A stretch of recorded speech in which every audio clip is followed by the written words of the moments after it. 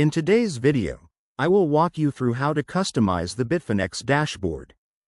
The Bitfinex dashboard is designed to give you quick access to important account information, market data, and trading tools. By customizing the dashboard, you can organize the layout to better match your preferences and create a workspace that's more efficient for your daily activities on the platform.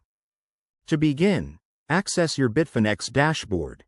Once the dashboard loads, you'll see the various panels and widgets that display different types of information, such as market data, account details, and other available tools.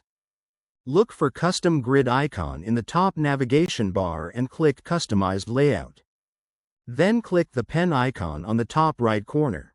This allows you to make changes to the layout and choose which widgets you'd like to display.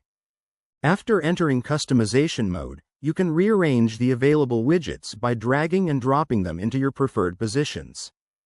Place the tools you use most often where they're easiest to access, creating a layout that suits the way you work.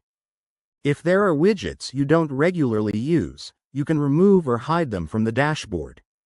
This helps reduce clutter and gives more space to the information that's most relevant to you. You may also have the option to add additional widgets to your dashboard.